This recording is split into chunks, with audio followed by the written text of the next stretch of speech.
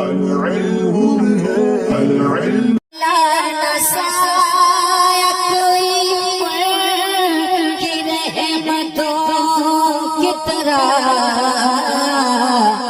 جو دشمنوں سے کرے پیار دوستوں کی طرح۔ بسم اللہ الرحمن الرحیم۔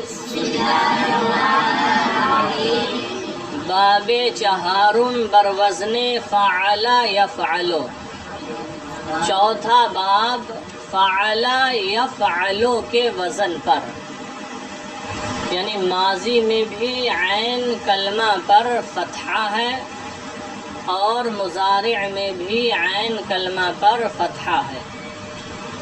لکھتے ہیں بفتح العین فیہما، فیہما تثنیہ کی ضمیر ہے جو ماضی اور مضارع دونوں کی طرف لوٹ رہی ہے، دونوں میں یعنی ماضی اور مضارع میں عین کلمے کے فتحہ کے ساتھ۔ چوں الفتح، جیسے الفتح، اس کا معنی کیا ہوگا؟ لکھا کشادن یعنی کھولنا، الفتح کا معنی کھولنا، تصریف ہو اس کی گردان۔ فتح یفتح فتحا فہو فاتح، وفتح یفتح فتحا فہو مفتوح، الامر منه افتح والنهی عنه لا تفتح، الظرف منه مفتح والآلة منه مفتح ومفتحة ومفتاح، وتصنیتهما مفتحان ومفتحان والجمع منهما مفاتح ومفاتيح، افعل التفضیل منه افتح والمؤنث منه فتحا، وتصنیتهما افتحان وفتحیان والجمع منهما افتحون وافاتح وفتح وفتحیات۔ یہ گردان ہوئی فتح یفتح سے۔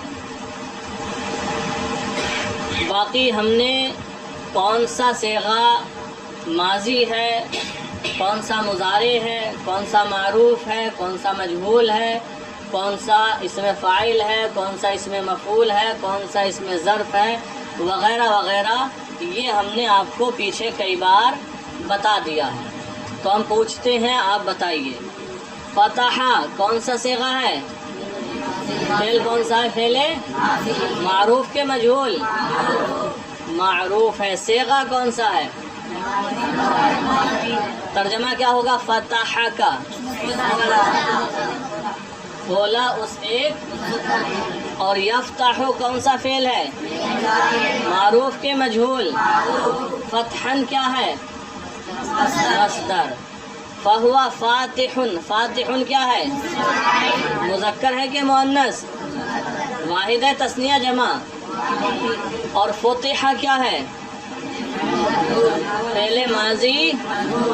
اور یفتح فتحن کیا ہے؟ اور مفتوح واحد ہے تثنیہ جمع، مذکر مؤنث۔ افتح کیا ہے؟ لا تفتح۔ اور مفتاح اسم ظرف ہے، اور مفتاح مفتاحۃ مفتاح، اور مفتحان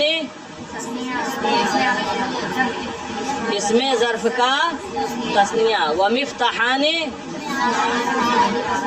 اور مفاتح، مفاتح کیا ہے؟ اسم ظرف اور اسم اعلیٰ کی جمع، دونوں کی جمع ہے، اسم ظرف اور اسم، اور مفاتیح صرف اسم اعلیٰ کی جمع، یعنی جو صیغہ آتا ہے مفتاح کے وزن پر اس کی جمع ہے مفاتیح۔ اور افتح کیا ہے؟ اسم تفضیل مذکر، اور فتحہ افتحانی اسم تفضیل مذکر کا تثنیہ، فتحیان اسم تفضیل مؤنث کا، اور افتحون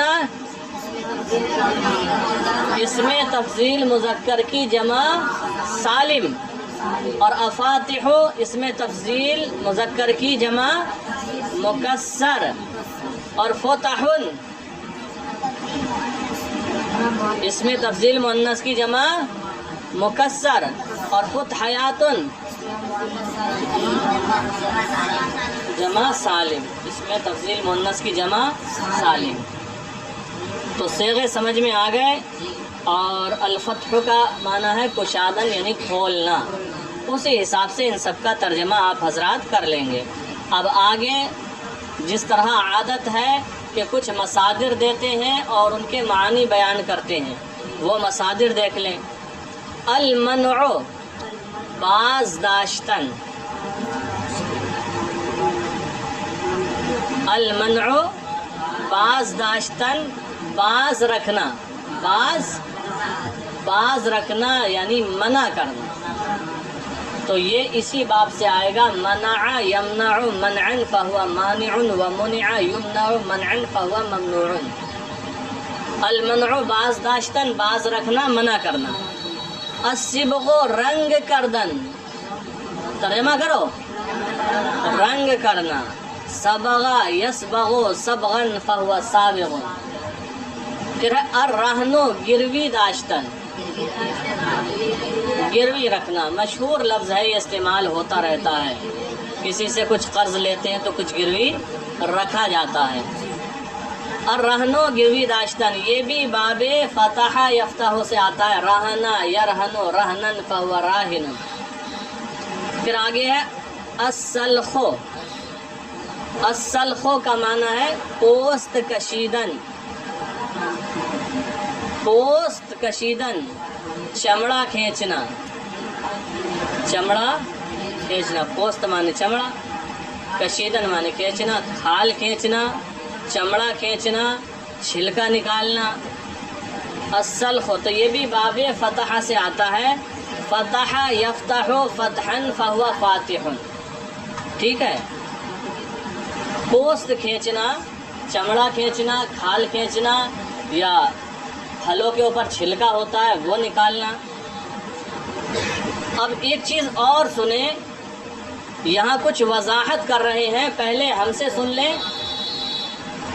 یہ جو چوتھا باب ہے فعل یفعلو کے وزن پر، اس سے پہلے جو 3 باب گزرے ان میں کوئی خاص شرط نہیں لگائی گئی کہ شرط لگاتے کہ اس باب سے آنے کے لیے یہ شرط ہے، کوئی شرط وہاں نہیں لگائی۔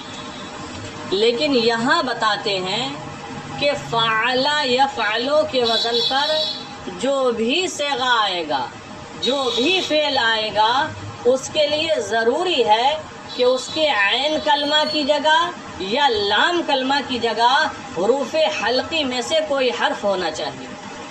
حروف حلقی میں سے، حروف حلقی کتنے ہیں؟ 6 ہیں، حمزہ، حا، عین، غین، ہا، خا۔ گننے کے انداز الگ الگ ہیں، حمزہ، ہا، عین، ہا، غین، خا پڑھو چاہے، تو حروف حلقی 6 ہیں۔ تو شرط یہ ہے کہ اس کے عین کلمہ کی جگہ یا لام کلمہ کی جگہ، فا کی نہیں، عین یا لام کی جگہ حروف حلقی میں سے کوئی حرف ہونا چاہیے، تبھی یہ باب فتح سے آئے گا۔ اگر اس کے عین کلمہ کی جگہ بھی حرف حلقی نہ ہو، لام کلمہ کی جگہ بھی حرف حلقی نہ ہو، تو باب فتح سے نہیں آئے گا۔ دیکھیں، بدا کے ہر فعلے کے بری وزن آیت، جان لیجئے کہ ہر وہ فعل جو اس وزن پر آتا ہے یا آئے گا، بجائے عین فعل، عین فعل یا لام فعل او، تو اس کے فعل کے لام کی جگہ یا اس کے فعل کے عین کی جگہ، آسان لفظوں میں کہہ سکتے ہیں اس کے لام کلمہ، عین کلمہ کی جگہ یا لام کلمہ کی جگہ حرف باشد از حروف حلقی، کوئی ایسا حرف ہو، کوئی حرف ہو حروف حلقی میں سے، یعنی حروف حلقی میں سے اس کے عین کلمے کی جگہ یا لام کلمے کی جگہ کوئی حرف ہو۔ وہ حروف حلق 6 است، اور حروف حلق 6 ہیں۔ دیکھیں، الحاء، والخاء والعین والغین والہاء والحمزہ. 6 ہو گئے. ہا خا عین غین ہا حمزہ کے مجموعے و اغح خاعہ باشد کہ جن کا مجموعہ اغح خاعہ ہوگا، کہ جس کا مجموعہ اغح خاعہ ہوگا. تو بات سمجھ میں آ گئی کہ جو فعل بھی اس باب سے آئے گا اس کے عین کلمہ یا لام کلمہ کی جگہ حروف حلقی میں سے کوئی حرف ہونا چاہیے. اب ایک سوال ہے پھر اس کا جواب ہے. دیکھیں اما رکن یرکن، دیکھو رکن یرکن فتح یفتح سے آ گیا، اس کے عین کلمہ کی جگہ حرف حلقی ہے؟ لام کلمہ کی جگہ حرف حلقی ہے؟ نہیں ہے. آ گیا تو اعتراض پیدا ہوگا؟ اس سے نہیں ہوگا کہ ابھی تو آپ نے یہ بتایا کہ عین کلمہ یا لام کلمہ کی جگہ حروف حلقی میں سے کوئی حرف ہونا چاہیے، لیکن رکن یرکن باب فتح سے آتا ہے، نہ عین کلمہ کی جگہ حرف حلقی ہے اور نہ لام کلمہ کی جگہ حرف حلقی ہے. وَأَمَّا رَكَنَ يَرْكَنُ اور رہا رَكَنَ يَرْكَنُ، اس کا معنی ہوتا ہے مائل ہونا. کیا ہے؟ مائل ہونا، میلان کرنا، کس طرف جھکنا. پھر ہے وَأَبَا يَأْبَا اور ابا یا ابا، یہ بھی دیکھو ابا عین کلمہ میں با ہے اور لام کلمہ میں یا ہے. یہاں بھی نہ عین کلمہ حرف حلقی ہے اور نہ لام کلمہ حرف حلقی ہے، لیکن یہ بھی باب فتح سے آ رہا ہے. تو فرماتے ہیں فشاذن، تو یہ دونوں کیا ہیں؟ شاذ ہیں، بہت کم آنے والے ہیں اور شاذ کا کوئی اعتبار نہیں ہوتا ہے. اور جو قواعد ہوتے ہیں وہ کلیہ نہیں اکثریہ ہوتے ہیں، یعنی اکثر ایسا ہی ہوگا. 2-1 مثالیں اس کے خلاف بھی ہو سکتی ہیں. تو ان دونوں کے بارے میں کہا کہ یہ دونوں شاذ ہیں، ہاں بہت کم آنے والے ہیں. اچھا ایک چیز اور سن لیں یہ جو کہا نا رکنا یرکن باب فتح سے آ رہا ہے، تو اس کے 2 جواب دیے ہیں. پہلا جواب تو یہ دیا ہے کہ یہ بات درست ہے کہ اس کے عین کلمہ کی جگہ بھی حرف حلقی نہیں ہے اور لام کلمہ کی جگہ بھی حرف حلقی نہیں ہے. تو پہلا جواب تو یہی کہ یہ شاذ ہے، یعنی خلاف قانون ہے. قانون تو یہی بنایا تھا کہ اس کے عین کلمہ یا لام کلمہ کی جگہ حرف حلقی ہو، تو یہ خلاف قانون ہے اور یہ شاذ ہے. دوسرا جواب یہ ہے کہ اس میں تداخل ہے. کیا ہے؟ تداخل. تداخل کا مطلب یہ ہے کہ اس کا ماضی ایک باب سے لیا گیا اور مضارع دوسرے باب سے لے لیا گیا ہے. تو یہ تھا رکنا یرکن، رکنا کون سے باب سے آیا؟ نصارہ ینصر. رکنا یرکن نصارہ ینصر، تو نصارہ ینصر سے ماضی لے لیا گیا، رکنا ہو گیا. اور پھر یہ آتا ہے سمع یسمع سے، یعنی رکنا یرکن. رکنا جو تیسرا باب آج آپ نے پڑھا، رکنا یرکن سمع یسمع، اس باب سے مضارع لے لیا گیا. تو رکنا یرکن ہے، اس کا ماضی اس کا مضارع تو ہو گیا رکنا یرکن. تو یہ الگ الگ 2 بابوں سے ہیں، یہ مطلب ہے تداخل کا.